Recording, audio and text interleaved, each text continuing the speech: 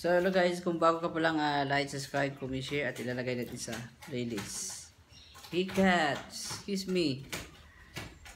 Pansin kasi ito pusa. So ito yung papatuloy natin ngayong Biyernes, March 22, 1:30 ng hapon sa Biyernes. March 22, 2024, 1:30 ng hapon. So patuloy tayo sa realization sa live. So habang ako nakikinig sa video ko kagabi, habang ako nanood din ako, sinusubaybayan ko rin yung na-upload ko. Ngayon tinitignan ko siya, na-realize ko meron akong kulang isasabi, medyo kulang sa oras eh. So yung isasabi ko sana, yung Bible, nagpa-practice talaga siya ng vegetarian. For example, yung si Daniel, nung kinong-conquered sila sa Babylonia, di ba? Si Daniel, ang walang kahadlok, walang takot sa leon. Sa Bisaya, si Daniel Y kahadlok sa leon. Yung ano niya, nangyari sa kanya, yung pinunta sa hari sa Babylonia, pwede daw siya kakain, basta gulay lang, hindi siya kakain doon ng karne. At saka nalaman ko rin sa Ezekiel chapter 47 verse 12 na lahat ng ginawa ni God Yahweh ng mga halaman, mga puno ay gamot or buhay o pagkain. Gamot or pagkain. Ngayon, ginawa ng creation sa Isaiah, sa Genesis, ginawa niyang mga halaman para pagkain sa tao. We are not meat eater o kumakain ng mga karne. Yun ang misunderstood or hindi naintindihan. Ngayon, dahil sa panahon ngayon, alam mo na, so mahirap na i-explain eh. Papakita ko sa ibang picture ha. Dito sa The Secret is Out. Ito, papakita ko yung ibang picture. Sinasabi natin ay totoo. Okay, kasi nakita mo na ngayon, mga panahon ngayon, marami nang matataba. Ito yung picture. Klaro talaga yan ha. Yung picture niya, mataba siya una. Yan. Yan. Ang laki ng kaibahan sexy Yun. Yun lang din na, ang sabi kasi dito sa libro na, ang tao kasi bakit tayo tumataba, tatlo ang faktor. Masyadong maraming carbohydrates, yun. Masyadong kumakain ng mga bad fats, o mga mantika. At saka carbohydrates at sugar. Yun. Yun yung tatlo na yan ang nag-make us sakit or make us sick. Sabi pa dito. Yung mga ito, mayroon yung picture dito na iba. Babae na yung talagang chubby talaga siya ito.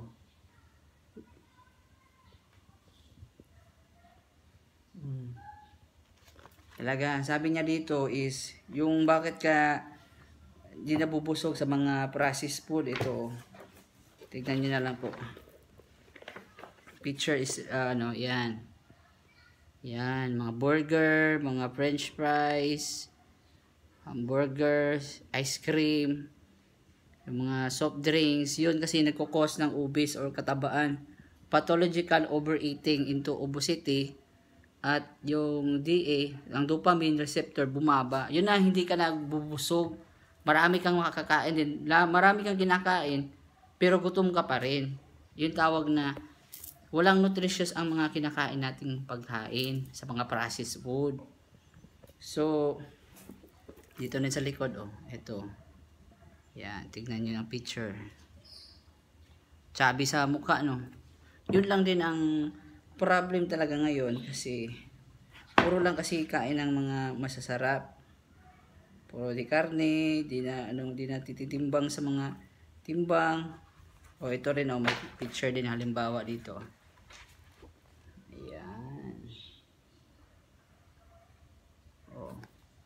May pangalan yan ha, totoong tao yan.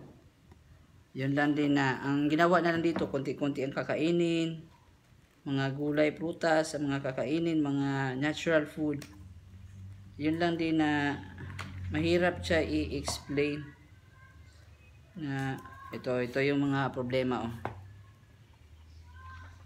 May mga iba-iba kasing diet Papakita ko sa inyo ha. Iwan ko lang. Basta yun ang maganda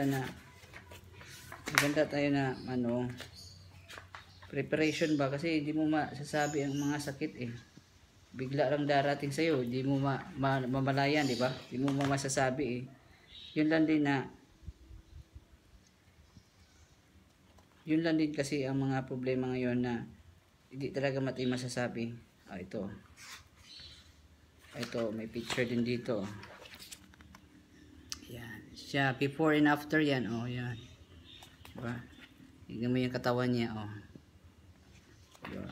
Pag masyado kasing mataba, marami kasi tayong mapoprone tayo sa mga cholesterol, mataas ang sugar, blood sugar, plus, oh, ito rin. Ito rin na babae.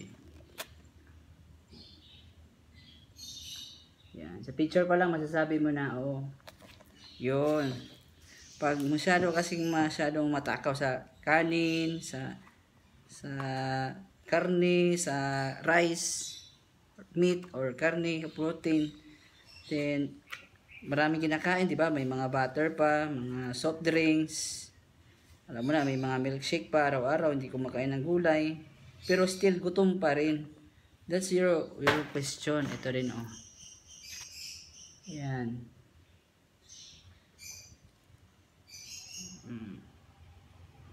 Diba? Malalaki ang tiyan, lalaki yung braso, lalaki yung mukha. Then, parang less confidence ka eh. Pag masyado kang mataba, yun. Kasakit kasi yan. Yun, makakasakit ka talaga pag masyado kang mataba ang tao. Yun din na nakakawawa talaga mga taong ano. Ito din mga libro din about sa psychology yan. Being happy. Maganda rin to na libro about sa motivation, sa subconscious. International bestseller. Being happy. Yun, ang author si Andrew Matthews. Maganda talaga. So yun lang po mag-share natin na tayo mga dito sa YouTube. Nag-share tayo dito na gaganda ang buhay natin. Yun. Ang sabi kasi doon sa libro at saka sa nalalaman ko kasi mostly puro lang tayo process, 'di ba? Puro mataas sa maalat, salty, mamantika, saka masabrang matatamis. Soft drinks, any kind of soda or nasa bote. Ang pwede lang na na-process yung Welch na grape juice. Yun lang din na ngayon mahilig pa sa vape, marami na kasi makikita mo ngayon, may mga cocaine, shabu, may mga ecstasy, may mga opium, nilalagay kasi sa ilong. Yun lang din na sa panahon ngayon, sa sitwasyon, talagang madali lang mamatay ang tao, magbabaliw at mawawala yung pera. Madali. Sa bisyo lang guys, wala na ang pera mo. Pagkain lang, mali lang ang pagkain mo, wala na kalusugan mo. Ganun ka confidential, ganun kahirap ang kalusugan. Hindi yan mamamagic na easy lang, iyak-iyak ka lang, di-blame mo ang doktor na useless ka doktor. Wala kang nagagawa, di mo nagagamot yung sakit. We cannot say to doctor like that. Di natin masasabi ang doktor na ganyan. We cannot blame them. Diba? Na isisisi mo lahat, di mo nagagawa ang lahat, ganito. Siyempre, buhay natin to. Hindi mo naman sila nagbabantay sa atin eh. Nagpaadala, oy, bawal ang tinapay, sobra, o yun. So, mga bawal din kasi donut, chocolate, yung mga sobrang matatamis. Yun, papakita ko lang ha. Donut, chocolate, french fries. Yan, nakita ako picture, papakita sana. French fries, chocolate. Di kasi nabubusog ang tao pag ano kasi. Yan, ipapakita ko sa inyo ha. Ito, donut. Bawal yun. Makakataba pala itong donut. Mga lasag na. Ito, yan. Parang tao na karne ito. Oh, yan. Kita mo na kung ano ito. Mga sandwich, cola, fried chicken, o ice cream. Yan. Yan ang ginagawa nating oxidative stress kasi yan. Nakakatanda kasi yan. Nakakasakit na mga pagkain. Pag araw-arawin, sobra-sobra. Lagi-lagi na lang kinakain mo every hapon. Yun na lang ang snack mo. Yun ang mga delikado. Mga dangerous food if you eat too much and every day. Diba? Huwag din na araw-arawin mo. Kasi, yun ang problema. Di marami kinakain sa birthday food. Kahit sa birthday food, wag sobra din. Yun lang kasi na baka maubos na ang lumpia. Minsan na ako makakain. Hindi. Talagang masama talaga yan. Pag sobrain mo, kahit one time lang nakain. Sabog talagang katawan mo dyan. Masisira sa sakit. Mga dangerous food. Nandyan naman ang mga pagkain ng mga handa. Ang naging delikado lang to sa pagkakain natin. How we eat the food. Diba? How we intake the food. How we gonna do it. So, paano siya the way sa pagluto natin. Diba? Yun ang delikado na. Yung the way sa pag-prepared sa pagkain. Okay naman yung mga grills. Ang okay lang. Mga isda. Yun. Ang na-realize ko talaga na there's lots of things that we don't know. Dito marami ka talagang mababasa dito. Nalalaman si Quinta lang ito nabili ko eh. Yun lang din na nagbasa-basa din ako, nagsusearch ako sa katotohanan. Hindi ko magtataka kasi affordable naman siya pero mahal lang pamasahe. Yun lang din na pupunta tayo sa mall, gala-gala doon, pupunta doon sa mga bookstore, mga book sale, ayan. Mga doon, pupunta-punta tayo doon, maghanap-hanap. Kasi para dagdag kaalaman. Yun lang din nalalaman ko. Pero alam ko na yung mga gagawin. Pero mas maganda may mga additional information tayo na dapat natin alam or gagawin. Yun lang din sa mga panahon ngayon. Madali talaga ngayon magkakasakit. Sigarilyo, alak. Iwas na talaga sa doktor yan. Yun din doon. Ang sabi din ng doktor sa mga scientist din, huwag magpapaalipin sa dila, sa sarap. Di ako makakain kasi di ko kaya, walang corned beef, beef loaf. Walang noodles, walang toyo. Yun kasi, puro lang rice lang. So, ang content nung sa pagkain na yun, carbohydrates, protein, sodium. Siyempre, pag masyado yan marami sa katawan din, alam naman natin nagtitipid tayo. Alam ko yan, mga ganun. Kasi sa hirap ng buhay. Pero, mas maganda talaga, gulay talaga. Sabi ng doktor, kung nagtitipid ka, mas lalo kang magkakasakit, mas lalo kang malaki ang gastos. What if kung gasto ka ng healthy food na quality, healthy processed na fresh fruits and vegetables, so depende sa paggamit sa gulay, prutas, mas may benepisyo siya in the long time pa. Hindi yan isang buwan lang, isang taon lang na practice. It takes lifetime. Iwasan din ang soft drinks. Yun, bakit? Yun doon, sabi doon ng oxidative stress yan. Mag-oxidative stress, acidic siya. So, pag acidic siya, magsisira yung mga cells natin, yung katawan. So, wala din, magtatanda at magkakasakit. Pag madami kasi ang oxidant, doon nalalabas yung mga cancer, mga cysts, mga bukol-bukol. Doon kasi lalabas, lalo pang malakas pa sa, kahit wala kang bisyo guys, pagkain lang. Wala ka lang vitamins, minerals, yun lang ang problem. Dagdagan mo pa sa sigarilyo, dagdagan mo pa sa alak, di, wala na. Masyado ng acid ng katawan mo. Plus, sasabayan mo pa sa shabu, wala na. Sa cocaine, wala na ang katawan mo. Di man diretso yan buhay ka pa naman, habang ka na-addict ka. May time din maniningil din ang katawan natin. Yun ang napakadelikado. Yun, pagtanda mo, di man dire-diretso yung sakit na yan, maniningil yan pagdating ng panahon. Pag mali kasing ginagawa natin, magkasakit ka talaga. Pero pag tamang ginagawa natin, hindi ka magkasakit. Maniwala ka man sa hindi. Magre-reverse yung edad or yung cycle. Excuse me. Yun lang din na napakadelikado sa panahon ngayon na hindi na knowledge is power. Ano ba gagawin mo sa pera kung nagsisipag tayo, nag-iipon, nag-aaral, nagtatrabaho, pero pag mali ang ginagawa mo, wala kang kaalaman, yung perang sinahod mo kulang lang. Napakahirap kumita ng pera. Pupunta ka doon sa hospital, napakamahal. Pag gamot ka doon, magpa-check up ka sa doktor. Mahal lahat, expensive.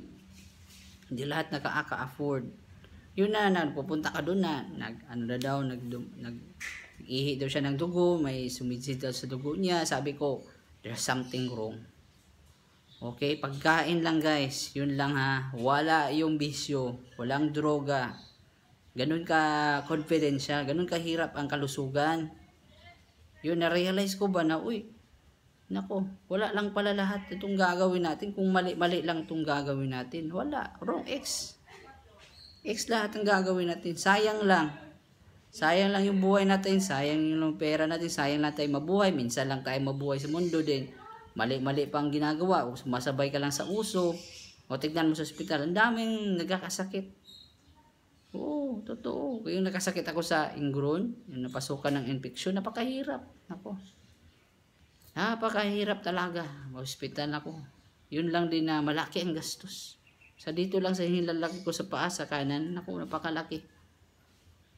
Yun lang din na magba-stroke ka, nako.